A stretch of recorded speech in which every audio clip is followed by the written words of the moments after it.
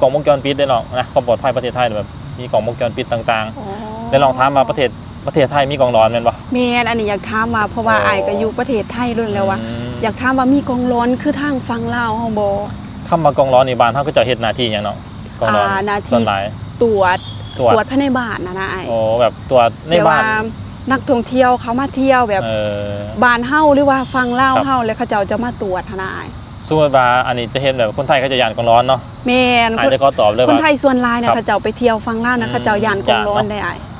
แต่ว่าคำว่ากล้องร้อนนะอยู่เมืองไทยน่ะบ่มีเนาะนะกล้องร้อนแบบบ่มีแน่นอนคำว่ากล้องร้อนน่ะแบบบ่มีแต่เจ้าหน้าที่ที่เพิ่นอำนวยความสะดวกให้เนาะอันนี้แบบจะเห็นทางตม.เพิ่นเวลาคนที่บ่ฮู้จักทางจังซี่นะเพิ่นจะแนะนำแต่คำว่ากล้องร้อนแบบ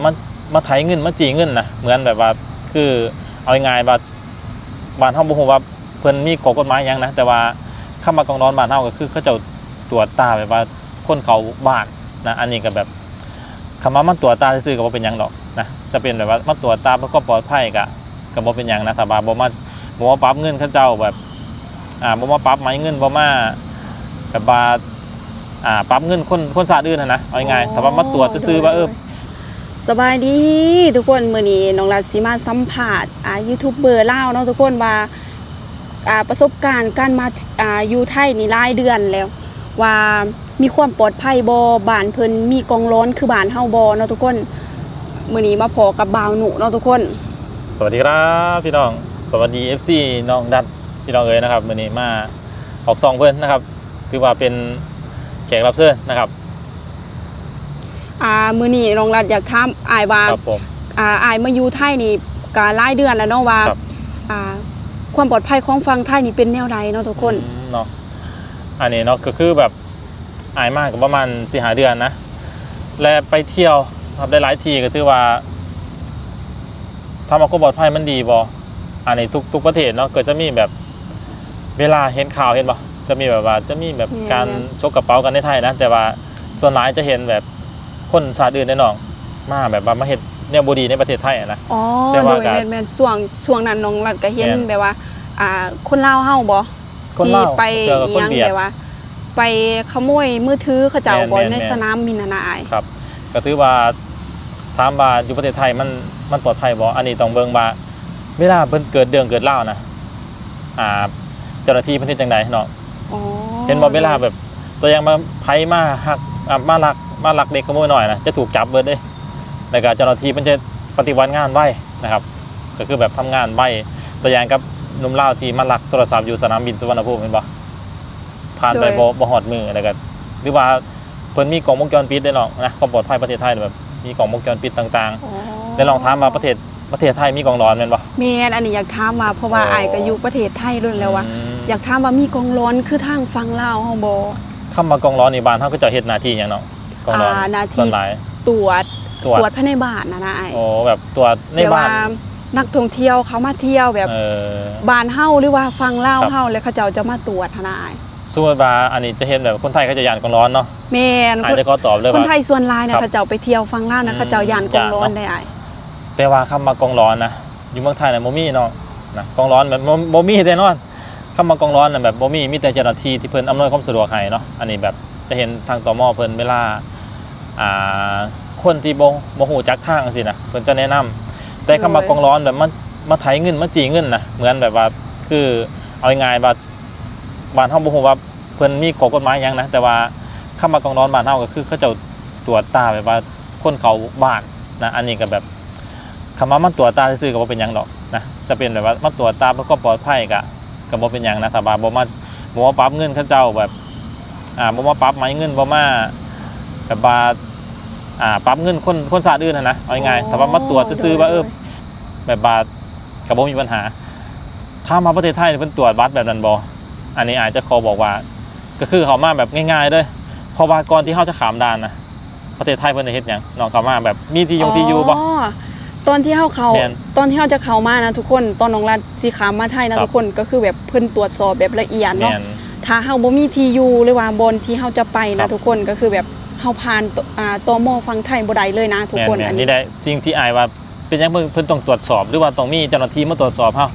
มันบ่มีปัญหาเลยน้องรัฐว่า เขาเจ้าบ่จำเป็นต้องมาตรวจแบบ แม่น แถวบ้านเมืองดอกทุกคนเพราะว่าเฮาสิข้ามมาฟังไทยนี่นะทุกคนแต่เพิ่นก็ยังตรวจสอบแบบละเอียดเบิดแหละ แบบนั้น บ่ว่าเฮาจะไปอยู่ไสหรือว่าไปแถวใดเขาเจ้าก็ฮู้เบิดแหละจุดหมายปลายทางเฮาจะไป แม่ เนาะ นนั่นแหละมันเป็นเรื่องที่แบบว่าประเทศไทยเพิ่นบ่ได้บังคับหรือว่าบ่ได้ตามจีตามลาวีที่แบบคือกองร้อนบ้านเฮาอันนี้ถ้าว่าบ้านเฮาตัดไหลนะเรื่องกองร้อนนะแบบว่า เป็นเรื่องที่ดีด้วยถ้าว่าตัดกองร้อนออกได้หรือว่ามีกองร้อนอยู่แต่ว่าบ่อยากให้ไปวุ่นวายนักท่องเที่ยวเพิ่นเวลานักท่องเที่ยวเพิ่นไปเด่นบ้านผู้แสกผู้สาวหรือว่าไปเยี่ยมยามพี่น้องบ่อยากให้เพิ่นไปตรวจสอบเขา แล้วก็น้องรันอยากถามความรู้สึกหรือว่าประสบการณ์ที่อ้าย ครับ เคยไปนอนบ้านคนไทยเป็นแนวไรอ้าย โอ้สบายเด้อดอกเคยนอนบ้านติดต่อนะครับคนอุบลอันนี้ อ๋อโดย ถามอ้ายเพิ่นว่าอ้ายก็มีเจ้าหน้าที่มีกองร้อนมาตรวจเฮาอยู่บ่เวลาหรือว่ามีเจ้าหน้าที่เพิ่นสิมาตรวจเฮาบ่เวลาแบบเฮาไปนอนบ้านคนไทยอ้ายบ่มีปัญหา เพราะว่าก็คือเจ้าของบ้านเป็นคนรับรู้แล้วนะครับว่าเฮานี่มานอนบ้านเพิ่นแล้วก็บ่ต้องไปแจ้งเจ้าหน้าที่หรอกเพราะว่าเอาง่ายๆก็คือเจ้าของบ้านยอมรับว่ามานอนได้ก็มานอนได้ง่ายๆบ่ต้องไปบอกไผอีกอ้ายก็ยังแปลว่าคือดีแท้นะคือแบบว่าอันนี้คือบ้านเฮาเนาะพออ้ายเนี่ยเป็นพยาบาลนะเอาจริงคือแบบเวลาคนมานอนหรือว่าคนลาวเฮาเองนี่มาจากบ้านจากเมืองมาอยู่บ้านเฮาหรือว่ามาพักพิงอยู่บ้านเฮานี่เพิ่นจะให้นอนเฮือนในบ้านเด้เนาะแบบว่า แม่น บ่อยากไปนอนเฮือนประชา แล้ว ชน ก็ เด้ มีน้องรันก็มีประสบการณ์ไปนอนแบบต่างแขวงหั่นน่ะอ้าย อ๋อ เดี๋ยวจะมีพ่อบ้านเขาเจ้าไปถามว่ามาจากไสหรือว่ามาจากแข้งใดเพราะว่า ครับ เฮาคนแข้งต่างนะทุกคน อืม อันนี้น้องรัดก็แปลกว่าเป็นหยังคนลาวแท้ๆต้องมาถามนะทุกคน อันนี้ก็เป็นของกฎหมายบ้านเฮาเนาะ แม่น เป็นเรื่องของเพิ่นแต่ว่าเฮาเห็นว่าประเทศไทยคือเจ้าคือสบายเนาะ แม่น คือสะดวกสบายว่าบ่ได้ตามลาวีบ่ได้ไปตรวจสอบอิหยังมากมายนะทั้งที่แบบก็คือเป็นคนต่างเป็นคนชาติอื่นนะ แม่น เขามาแล้ว เฮาเป็นคนแบบว่าคนต่างดาว ค นะ นต่างลาวต่างถิ่น แบบ มันซะ แม่นเขามาแบบ ก็ มองง่ายๆซะน้องก็คืออ้ายบอกไปแล้วว่าก่อนที่จะเข้าประเทศเพิ่นน่ะเฮาต้อง1กรอกข้อมูล แม่น ไปอยู่ไสบ้านใดเมืองใดในแดกเอาง่ายๆว่าถ้าบ่เฮาเฮ็ดผิดนะเห็นบ่คนจีนที่ฆาตกรรมสาวสองเห็นบ่แค่สแกนหน้าปั๊บเอกสารหรือว่าข้อมูลต่างๆ มันจะขึ้นเลยเนาะว่าเฮาเป็นผู้ร้ายหรือว่าเป็นคนดีคนร้ายมันจะขึ้นเลยนี่แหละก็คือมันมีแบบ ที่เพิ่นมา ระบบทันสมัย สร้างหยังเกาะอาชญากรรมอ แม่น ยู่ฝั่งไทยหั่นบ่ บ่ที่จีนคนจีนมา คนจีนมาฆาตกรรมสาวสองเมื่อกี้เด้ อ๋อ ก็คือแบบ ช่อง3มื้อผ่านมา แม่ นี่ น บ่ จะออกด่านจะออกนอกประเทศน้องแต่ว่าไปตรวจสแกนหน้าปรับและคนนั้นเป็นคนที่ทางประเทศไทยหรือว่าทางตมเพิ่นแจ้งนะว่าคนนี้เป็นคนที่มีคดีติดตัวไปสแกนหน้าปรับแล้วก็จะเห็นด้วยแบบเป็นแบบเหมือนประมาณว่าออกนอกประเทศบ่ได้เลยเป็นผู้ต้องหาแล้วก็โดนจับค่าสนามบินสุวรรณภูมิ โดย นะอันนี้ อัน คือ นี้ยอมรับเลยว่ากฎหมายประเทศไทยนี่สุดยอดเลยนี่ แม่ ว่า นก็คือแบบเจ้าจะแบบเอาง่ายๆว่าถ้าจะเฮ็ดผิดอยู่ประเทศไทยนะก็คือไปบ่รอดน้องเพราะว่าบ้านเพิ่นความปลอดภัยแบบโอ้โหระดับดีเลยนะ แม่น ก็คือใครที่คิดจะเป็นโจรเป็นลักเล็กขโมยน้อยอยู่ประเทศไทยนะแบบไปบ่รอด เพราะว่าหนึ่งตำรวจไทยเก่งแล้วก็สองมากก็คือเรื่องของความปลอดภัยเอาจริงคือเฮานั่งเว้ากันจังซี่นี่เพิ่นทั้งหมดเลยว่าเฮาอยู่ไสเบิ่งที่น้องมีแต่กล้องวงจรปิดเลยแถวนี้น่ะมีหลายเด้อเนาะ มีกล่องลายแฮ มีกล้องหลายเลยนี่แถวนี้นะมีเบิดเลย บ่ว่าสิเฮ็ดหยังนี่ แม่น แบบ เพิ่นฮู้เด้ แม่น อันนี้สิมาเฮ็ดก่ออาชญากรรมหรือว่าสิอาณาจารในจุดนี้นะเพิ่นจับตาเฮาทุกบอนประเทศไทยเพิ่นมีตำรวจทุกบอนตำรวจออนไลน์ได้นี่เพิ่นเห็นเนาะเพิ่นได้เนาะนี่แหละคือความปลอดภัยบ้านเพิ่นนะ ความปลอดภัยแล้วก็ ครั ข้ บ อดีของประเทศไทยเนาะทุกคน แม่นแต่มีเรื่องอยากถามมาอีกว่าอยู่ประเทศไทยนี่มีความคิดจังได๋ อยากทำในมุมมองของอายนะ ครับ ที่มาอยู่ไทยนี่แปลว่าอายเห็นหยังแตกต่างในประเทศไทย แตกต่างจากบ้านเฮาแม่น เรื่องความแตกต่างก็คือเรื่องของการพัฒนาซะเรื่องของการพัฒนาแล้วก็เรื่องของความเป็นระบบระเบียบบ้านเพิ่นน้องความสะอาดนี่แหละคือเฮาเห็นบ่เวลาเฮาไปสถานที่ต่างๆ จะเห็นแบบขยะเพิ่นจะแบบเป็นที่เป็นทางอันนั้นน้องเป็นที่เป็นทางแบบเห็นบ่จะมีแต่ละวันจะมีแบบถังขยะเด้เพิ่นจะแยกรีไซเคิลต่างๆมันจะแยกแบบขยะเปียกขยะแห้งแล้วก็เรื่องของการมีมารยาทบ่จะเป็นการนั่งรถน้องเห็นบ่แบบเฮานั่งรถ BTS เนาะจะเห็นแบบว่าเบาะหรือว่าเบาะสำหรับคนแก่เพิ่นก็จะให้คนแก่นั่งนี่น้องเขาไปนั่งเองก็คือว่าคนจะแนมทางอื่น มีเบาะคนแก่แล้วก็สองมาก็เรื่องของความปลอดภัยนั่นแหละไอ้กับสินส้มก็คือความปลอดภัยเนาะประเทศไทยแบบ เป็นความปลอดภัยเป็นเดิดแล้วก็ประเทศไทยเป็นประเทศหนึ่งที่หลายๆคนมาเดียวโด่งดังเนาะเพราะว่าชาวต่างชาติหลายๆคนจะมาเที่ยวกับ โดย ส่วนหลายก็เห็นแต่ชาวต่างชาติที่มาเที่ยวประเทศไทยเพราะว่าสยามเมืองยิ้มคนไทยเพิ่นมีน้ำใจเด้แบบมาเที่ยวแล้วก็คือง่ายๆคือเหมือนบ้านเฮาเด้อนะมาเที่ยวแล้วกับเอากี่ก็ตอนนี้ไปจะกลับบ้านเด้แบบมาเที่ยวประเทศไทยก็คือมันสะดวกสบายหลายอย่าง ๆ เรื่องการกินการอยู่ ลงฮักประเทศไทย เนี่ย เนาะ การกินการอยู่อาหารก็โอเคบางอาหารก็ถือกว่าบ้านเฮาเด้ อืม นะอาหารก็แบบจากที่เคยอยู่บ้านเนาะ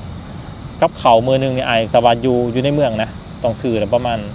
มื้อนึงประมาณ300 400นะอันนี้กับข้าวมื้อละ100,000กีบ200,000นะกับข้าวกับน้ำบ้านเฮาแพงแต่อยู่ประเทศไทยก็พอดีถามว่าแพงบ่มันก็อาจสิมีสินค้าแพงแต่ว่ายังมีของที่มันถูกนะของที่มันถูกเฮากินได้ มีอันถูกแล้วก็อันแพง ถือว่าเป็นประเทศหนึงที่แบบการอายุนะครับผมนะก็คือแบบหลายๆอย่างที่มาแล้วก็รู้สึกว่ามันโอเคก็จนบ่อยากกลับเลยตอนนี้ก็คือแบบ อ๋อ ยังอยากอยู่ต่อนะครับนะ อีกอย่างประเทศไทยก็เป็นประเทศที่แบบพัฒนาไปหลายเนาะอ้าย แม่นเรื่องพัฒนานี่ถือว่าในอาเซียนได้แหละเนาะนะ อยากถามในมุมมองของอ้ายว่า ครับ อ้ายคิดแบบไรเนาะในการพัฒนาของประเทศไทย แล้วก็ประเทศไทยพัฒนาย้อนหยังอ้าย ถามว่าประเทศไทยพัฒนาย้อนหยังอันนี้เขาต้องเบิ่งโครงสร้างเพิ่นโครงสร้างบ้านเพิ่นว่าเพิ่นมีโครงสร้างเรื่องของพัฒนานี่มีหยังแน่นะแบบว่าเห็นสิ่งหนึ่งเนาะที่แบบอยากชื่นชมก็คือเรื่องของความเก่งของคนไทย อ๋อ สังเกตเบิ่งได้ว่าเด็กน้อยไทยเนาะเป็นอย่างว่างเขาจะคือพัฒนาอย่างมาหนึ่งบ้านเขาแบบมีเด็กหรือว่าการศึกษาสำคัญน้องส่วนหลายคนไทยจะเก่งไงบ่ไปเวทีระดับโลก แม่นขนาด วิธี เด็ ระดั ก บโล ห ก น่อย แม่น เด็กหน่อยทั้งฝั่งไทยนะทุกคนก็คือแบบเรื่องภาษานี่แบบสุดยอด แม่นก็จะผูกพันกันเรื่องการรำเรียนเห็นบ่ แม่น เด็กๆน้อยๆกับไปเวทีระดับโลกเก่งกว่าลังบ้านนั่นลังบ้านนี่แหละบ่แปลกสิเป็นยังประเทศเขาถึงพัฒนาย้อนว่าพื้นฐานโครงสร้างบ้านเพิ่นหนึ่งมากอะคนร่ำคนรวยกันหลายนะครับเวลาเจอวิกฤตก็จะช่วยกันไว้เห็นบ่แล้วก็บ้านเพิ่นนึงก็แบบเป็นเอกราชแต่ก่อนเด้ก็จะพัฒนากันย้อนว่าประเทศไทยบ่เคยเป็นเมืองขึ้นของไผเป็นประเทศหนึงที่แบบว่าบ่เคยมีไผมาลุกล้านนะน้องบ้านว่ามีเพิ่นมีพระมหากษัตริย์ที่ปกปักรักษาดูแลประชาชนจนอดีตจนถึงปัจจุบันก็คือตอนนี้แบบว่ายังไงว่าบ่มีประเทศใดที่จะมาบุกรุกประเทศไทยได้เพราะว่าเพิ่นมีผู้รักผู้ใหญ่เพิ่นปกครองมาตั้งแต่พุ่นน่ะตั้งแต่อดีตจนถึงปัจจุบันก็คือเป็นแบบนี้เลยแบบว่าศึกษาต่อๆกันไปว่าซะก็คือพระมหากษัตริย์ของประเทศไทยนะแต่ละพระองค์จะเก่งทุกด้าน อ๋อโดย จะเก่งการต่อสู้เก่งการพัฒนาเก่งการวิจัยเห็นบ่อันนั้นพระบาทสมเด็จพระเจ้าอยู่หัวนี่ขอ โดย ยกเพิ่นไว้เนื้อหัวเด้อพระองค์รอเก่าเพิ่นจะเก่งเรื่องของการพัฒนาแบบว่าเศรษฐกิจเห็นบ่เวลาเพิ่นจะไปแบบไปต่างจังหวัดเห็นบ่เพิ่นจะสอนเกี่ยวกับการเฮ็ดเกษตรเห็นบ่ ไปสอนให้ แม่น ความรู้เกี่ยวกับประชาช เพิ่น น สอนให้ของผมเกี่ยวกับประชาชนแล้วก็เฮ็ดเกษตรเฮ็ดให้ดินตรงนี้เป็นดินแห้งจากที่ดินแห้งเป็นดินที่แบบชุ่มเย็น อันนี้คือแบบนี่แหละการปลูกฝังของบ้านเพิ่นหรือว่าเพิ่นเอาใจใส่ต่อกันนะครับผู้รักผู้ใหญ่เพิ่นก็แบบซอยเดือประชาชน ก็ แบบ คือว่าประเทศไทยมีระบบที่ดีเนาะ แม่นๆ แล้วก็ ระบบ มีประชาธิปไตย แม่นก็คือว่าง่ายๆว่าบ้านเพิ่นก็แบบเอาใจใส่ต่อกันนั่นแหละความสามัคคีความหักปองดองกันแล้วก็ตามที่เราเห็นเวลาเพิ่นเจอวิกฤตเห็นบ่เวลาประเทศไทยเจอเรื่องนอกจะเห็นแบบคนไทยซอยเดือกันแบบไร